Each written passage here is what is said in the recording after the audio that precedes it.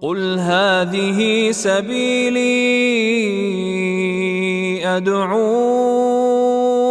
إلى الله على بصيرة أنا ومن اتبعني وسبحان الله وما أنا من المشركين. الحمد لله رب العالمين، والصلاة والسلام على سيدنا وحبيبنا محمد وعلى آله وأصحابه أجمعين. مسلمانان و بەڕێزان و خۆشەویستان،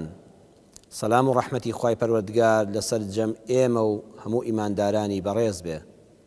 خۆشەویستان، دووشت هەیە کە پێویستە لە یەکیان جیا بکەینەوە و خوای گەورە بمان پارێزێ لەوەی کەوا تووشی جۆری دووەمیان بین، چونکە جۆری یەکەم کەسێک باوەڕ ناکەم لەسەر زەویدا لێی بەدەر بێ. ئەو دووشتەش یەکەمیان خەمباری، دووەمیان خەمۆچی. خەمبار بوون، مەحزوون بوون شتێکە کە هەموو مرۆڤێک لە ژیانە ڕوبەڕووی دەبێتەوە. کەسێک نییە لەسەر زەویدا بڵێت تەواوی ژیانم هەر زەردەخەنە و پێکەنیم بووە، بە دڵنیاییەوە ڕۆژێک فرمێشکیز بە چاوتا دێتە خوارەوە. ژیان هەمووی بەهار نییە، زستانی سەختی شتێدایە. بەڵام خەمباری لەگەڵ خەمۆچیدا جیاوازیەکەیان لەوەدایە. خەمباری شتێکە بەهۆی ڕووداوێکی ناڕەحەتەوە کە دێتە سەر مرۆڤ دروست دەبێت، تووشی دڵتەنگی و دڵەڕاوکێ و قەلەقی و ناڕەحەتی دەکا و خەفەتت ئەداتێ. بەڵام بەنەمانی ڕووداوەکە خەمباریەکەش کۆتایی پێدێ و نامێنێ. سەبەبەکە کە نەما هۆکارەکە خەمباریەکەش لادەچێ. بەڵام خەمۆچی وانییە. خەمۆچی ئەوەیە زۆر ساڵانێک لەگەڵ تا دەمێنێتەوە. بۆیە هەر خەمباریەک نزیکی ڕۆژێک، 2 ڕۆژ، 4 ڕۆژ، 5 ڕۆژ، هەفتەیەک ئەوە خەمۆچی نییە. بەڵام کە لە 2 هەفتە ترازە ئینسان لە ماوەی 2 هەفتە و بەرەو ژوور گەیشتە مانگێک بەردەوام تۆ هەر دڵت تەنگ بوو ئەو خەمات نەڕۆی، ئەوە لەو حاڵەتەدا دەچێتە یەکێک لە قاڵبی نەخۆشە دەرونیەکان کە پێی دەوترێت خەمۆچی خوا بمان پارێزێ. خەمباری بەهۆی چەند شتێکەوە ڕوو لە ئینسان دەکا. لە هەمویانیان ناڕەحەتتر دوورکەوتنەوەی خۆشەویستێکە لێت. کاتێک کە سەیری قورئان دەکەین، خوای پەروەردگار لە باسی یعقوب پێغەمبەردا سەلامی خوای لەسەر بێ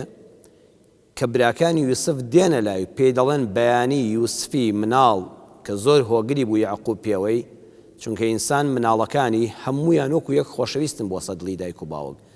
بەڵام زانایان فەرمویانە ئەو مناڵەی لە غەریبیدایە تا دەگەڕێتەوە بۆلات لەوانەی کە حازرن و بەردەوام لەبەر چاوتان و لەبەر دەستان ئەوەی لە غەریبیە و لەبەر چاون نییە خۆشەویسترە. ئەو مناڵەی کە نەخۆشە تا چاک دەبێتەوە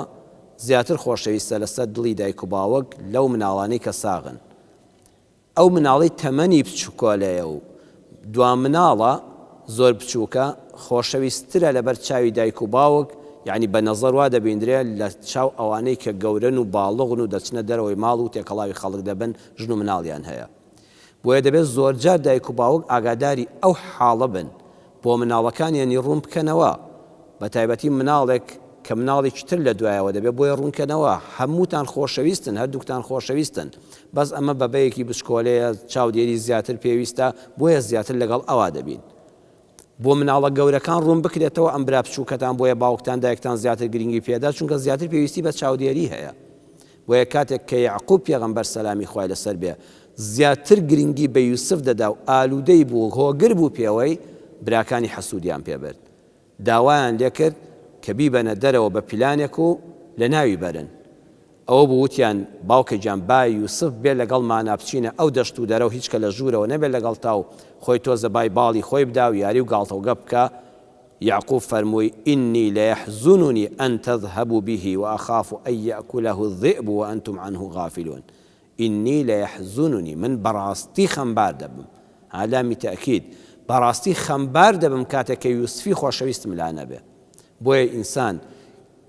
یەکێک لە خەمباری هەرە گەورەکان ئەوەیە کاتی ڕۆڵەیەکی جگەرگۆشە لێت دوور دەکەوێتەوە.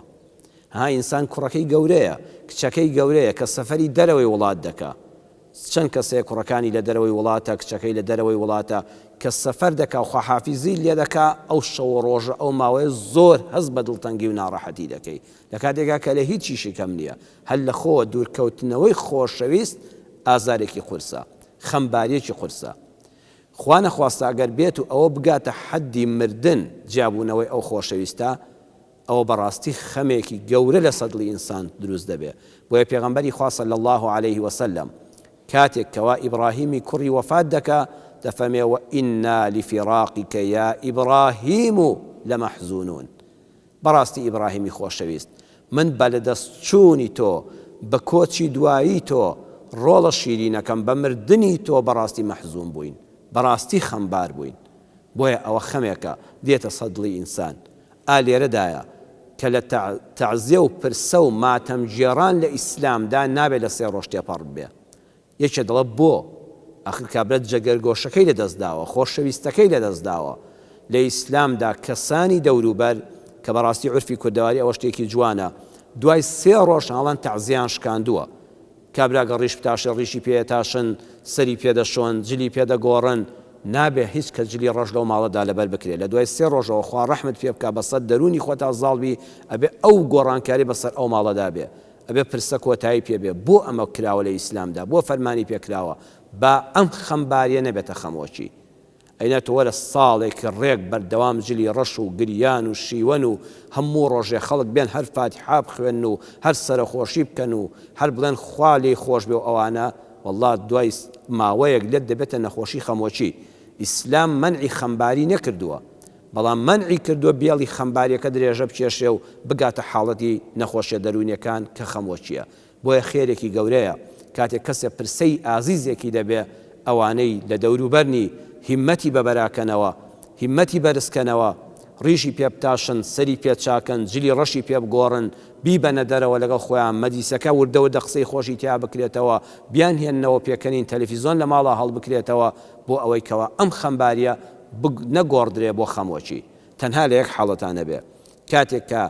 ژنێک هاوسەرەکەی مێردەکەی لەدەست دەدا ئەوە مافی خۆیەتی و پرسەیەتی تا 4 مانگ و 10 شەو دەتوانێت جلوبەرجی ڕەش بێ ماتەمینی پێوە دیار بێ جوانکاری نەکە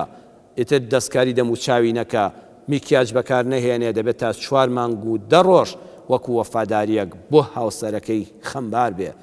بەڵام ئەو حاڵەتانەش دەبێت وردەوە دە ژیانی ڕۆژانەی خۆی ئاسایی بکاتەوە بۆ ئەوەی تووشی خەمۆکی نەبێ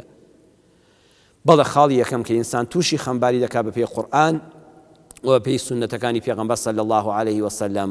بریتە لە دوورکەوتنەوە یان مردنی ئازیز و خۆشەویستان دووەمیان ئەو کەسەی کە تووشی خەمباری دەبێ قسەی ناحەز و ناکەس و بوختانچیان بەرامبەرت بەڕاستی کە سەیری قورئانکەی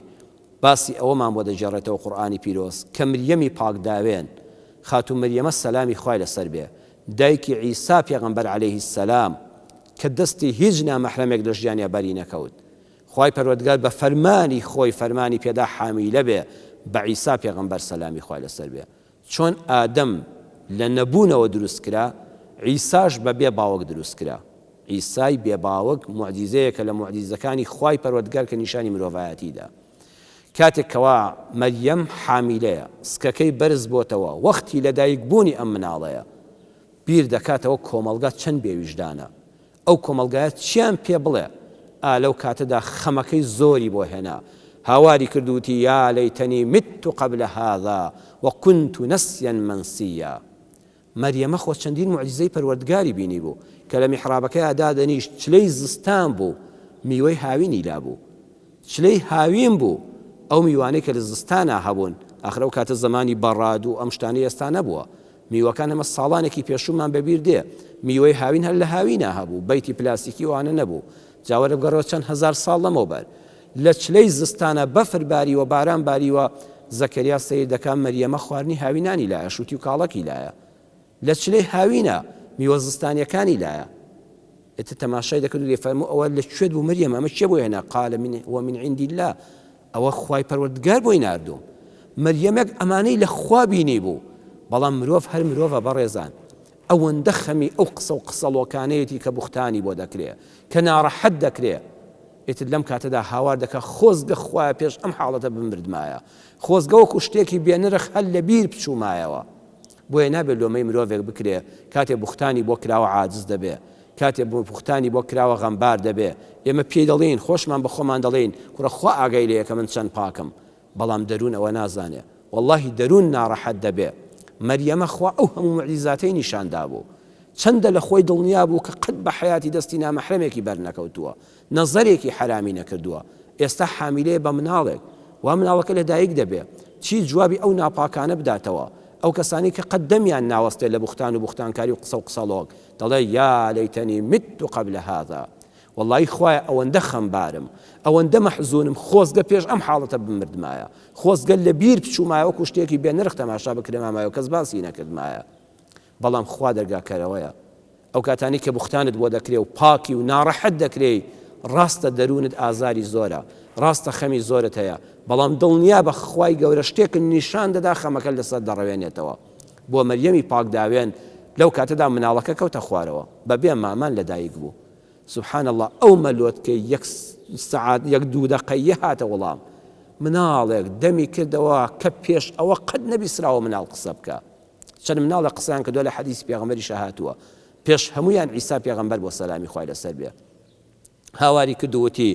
دایەکیان فەناداها من تحتها لەژێر قاچەکانی دایکیەوە بوو هاواری کرد و بانجی کرد دای شیرینم دایە مریەم ئەللا تەحزەنی خەمبار مەبە خەفەت مەخۆ هیچ کە خۆت ئازار مەدە بە خەم و خەفەتووی ئەو کەس و ناحەز و ناکەسانەی ئەو قسە و قسەڵۆکانی کە پێت دەوترێ قد جعل ربك تحتك سريا دایجان هەردی قەت بدە لەژێر قاستەوە ئاو هەڵقوڵا سەیری کە ئەو ئاوە جوانە خوای گەورە لە وشکانەدا هێنایە دەرەوە دا تۆ پشت بەو دار خورما وشکەوەیە کە ئێستا وەختی خورمانیە وهوزی إليك بجذع النخلة یەک تۆز ڕای وەشێنە یەک تۆز هیممەت بکە یەک تۆز بژوڵە سبحان الله خورمای تەڕ بە سەریا باری دایگیان لەو خورمایە بخۆ لەو ئاوە بخۆوە خەمەکەت دەڕوا خوای گەورە ئەم موعجیزە گەورەی نیشاندا بۆی مەریەم خەمەکەی نەمێنێ عەزیزم تۆش دڵنیا بە خوای گەورە ماوەیەک دوای ئەو قسە و قسەڵۆکە ناڕەوانەی بە دوود دەخرێ دەرگایەکی ڕەحمەت دەکاتەوە و خەمەکان لە کۆڵ دەبنەوە ئینسان بە خەوی ناخۆش جاری وایە تووشی خەمباری دەبێ کەسێک کە بەیانی هەڵدەستێت لە خەوە ئازارێکی زۆری بینیوە لە خەوەکەیە زۆر دەترسێ هەر بەیانی کەیفی نییە گەر ئەندامانی خێزان هاوسەر منداڵ لێپرسم بۆ خەم ناچی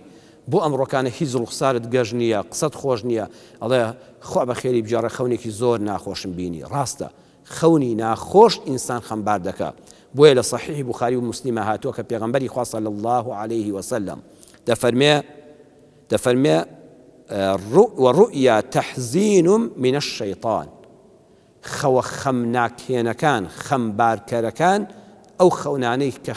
حزن و خەم و خەفەتت دەدەنێ کە خەبرت بۆوانێ هەز بە ناڕەحەتی و دڵتەنگی دەکەی ئەوە لە شەیطانەوەیە جا ئاگادار بە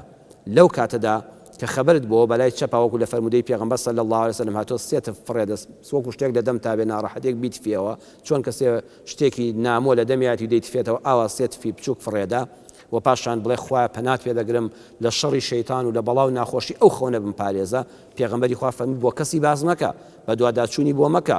مەچۆ پەلاماری کتێبخانە مەدە و خەون نامەمەیەنە دەرەوە بزانیدا خۆ پشی لە چیە و فڵانشتە چیە و چۆن پەلاماردرا و لە شاخ فڕێدراوی و خوارەوە و سووتێنراوی و خۆشەویستت مردووە و گریاوی و سەیری خەون نامە مەکە بۆ کەسی مەجارەوە لەبیر خۆتی بەرەوە چەند سڵاوەتێک لێدە زیکرێکی خوا بکە چونکە ئەگەر لە سەری بڕۆی تووشی خەمۆکی دەبی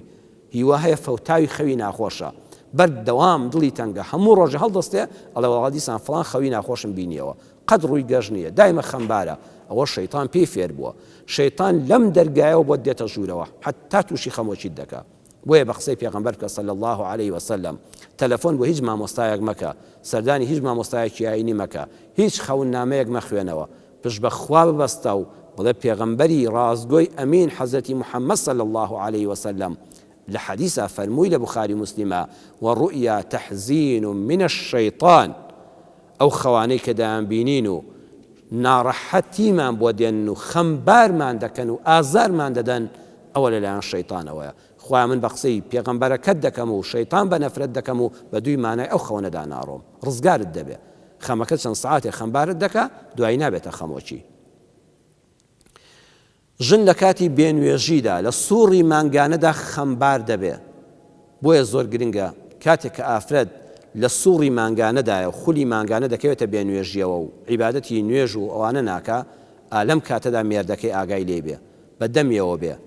یعنی سەیدەکە ژنەکە وەک جاران پێکەنینی نییە خۆشحاڵ نییە ڕووی خۆش نییە دەبێت پیاوەکە بە ئاسایی وەریگرێ حاڵەتێکی کاتیە دوایی کە پاک بۆ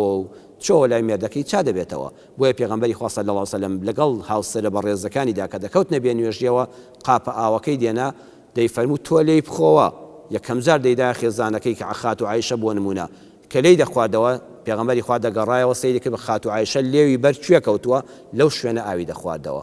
لە بێ نوێژیدا بوو دەیفەرموو عایشە ئەو کوتە گۆشتە بێنە قەپێکی لێ بگرە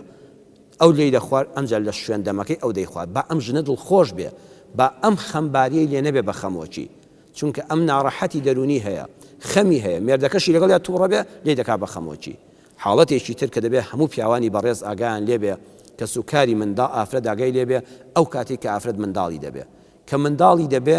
ڕاستە خۆشحاڵە مناڵەکەی بە سەلامەتی لەدایک بۆ کۆرپەیەک لە باوەشایەتی بەڵام سوبحان الله چونکە ئالوودە بووە یعنی مەسافەی 9 مانگە لەگەڵ کەسێشکە لە جەستەیەتی ئێستا ئەم کەسە هاتووەتە دەرەوە بەجێ هێشتووە ئافرەت لە ماوەی زەیستانی پێ دەڵێن لە ماوەی چلێدا کەوا تا چلەی دەچێت و پاک دەبێتەوە خۆی دەشۆ دەچێتەوە سەر عیبادەت و لای هاوسەر لەو ماوەیەدا معڕەزە زۆر تووشی خەمۆکی بێ چونکە خەمی هەیە خەمێکی دەرونی هەیە ناڕەحەتێکی هەیە بۆیە کوردەواری ئێمە ئەگەر بابەتەکە ناشەرعیشی تێکەوت بێ ناڕەواییشی تێکەوت پێ هەڵەشی تێکەوت پێ دەستورێکی جوان بووە ئاوتوانە شەوارەیان گرتووە کۆمەڵە خەڵک حتا بەیانی لە دەوری ئەو ئافرەتە دەمانەوە لە ژوورەوە یاریان کردو و کوڵاوێنیان کردووە و کورە جاری وای قماریان کردووە کە ناڕەوا و ناشەرعی بووە و قسەی خۆشیان کردو و گۆرانیان وتووە نوکتە جێڕدراوەتەوە باوەڕتان بێت لە پشتیەوە بابەتێکی دەرونی هەبووە زانستی دەرونی تاکیدی دەکا کە ئەم ئافرەتە هەز بە تەنیایی نەکە بۆیە ئەو کاتەی ژن منداڵی دەبێ ئەبێ مێردەکەی هەوڵدا زۆرترین کات بە دەوریەوە بێ ئەبێ دایک و باوکی زۆرترین سەردانی بکەن خوشک و براکانی کە سوکاری خەزورانی ماڵی ژنەکە یعنی باوکە سوکاری مێردەکە بەردەوام لە لای بن سەردانی بکەن قسەی خۆشی بۆ بکەن دیاری پێشکەشکەن ئەها کوردەواری دیاریان بۆ منداڵەکە دەبرد دوایی لە ئیسلامدا حوتم هەیە حیوانێک سەر دەبڕن میوان دەعوەت دەکەن لە حوتەم ڕۆژان مناڵ ناو دەنێن گۆشت دەبرژێنن گۆشت تەوزیع دەکەن خواردن لێ دەنێن ئەمە هەر هەمووی بۆەوەی ئەم منداڵە کە هاتوۆتە دنیا دایکەکەی تووشی خەمۆکی نەبێ بڕوا بکە کە ئیهمالت کرد کەسی بە دەورەوە نەبوو ناڵم هەموو ئافرەتێک ئافرەتی وایە زۆر بە ئیرادە و بە هیممەتە بەڵام بەگشتی تووشی خەمۆکی دەبێ لەم حاڵەتی خەمە ڕزگاری نابێ کۆتایی خاڵێک ئەوەیە کە بڵێم قوتابی خوێند کار لە کاتی ئیمتیحانە ئەبێت زۆر ئاگال لێ بێ قوتابی و خوێندکار شەوی ئیمتیحانی یان دوانزەیە تەلەبەی زانکۆیە لە ئیمتیحانی سەری ساڵە چارەنووسازە زۆر خەمێتی قەلەقە ئەم کاتە خەمێکی هەیە ئەبێ دایک و باوک دڵنەوایی بکەن ئەبێ کە سوکار و هاوڕێ دڵنەوایی بکەن کار ئاسانی بۆ بکەن بەردەوام چن سەری لێدەن خواردن و میوەی بۆ بەرن دڵخۆشی بدەنەوە بڵێن دڵنیا بە سەرکەوتو دەوی بەویستی خوای گەورە خێرمان ئەنجام داوی ئینشەڵڵا خوا سەرکەوتوت دەکا نابێ بڵێن بۆ خۆی لە ژوورەوە با هەر سەعی بکە کەس مەرحەبایی نەکا خواردنەکەی بۆ بخانە ئەودی و دەرگاوە چەندی پێویستی بە خواردنە ئەوەندە پێویستی بە دڵنیایی دەرونی هەیە ئاگامان لە خوێندکارەکانیش بێ لە کاتی ئیمتیحانە بە دەوریانەوە بی خەمەکەیان لەسەر سوکەی بۆ ئەوەی نەبێتە دیاردەی خەمۆکی بەویستی خوای پەروەردگار لە ئەڵلقەی داهاتوودا باسی خەمۆکیش دەکەین کە ئەمە خەمباری بوو حاڵەتەکە تێدەپەڕێ و مرۆڤەکە چا دەبێتەوە بەڵام خەمۆکی درێژە دەکێشێ تیشکی زیاتری دەخینە سەر لە بەرنامەی ڕۆشنتردا ئینشاءالله بە خزمەتتان دەگەینەوە تا ئەو کاتە بەخواتان دەسپێرم وەسسەلام عەلەیکم وەڕەحمەت الله وبەڕەکاتوه قل هذه سبيلي أدعو إلى الله على بصيرة أنا ومن اتبعني وسبحان الله وما أنا من المشركين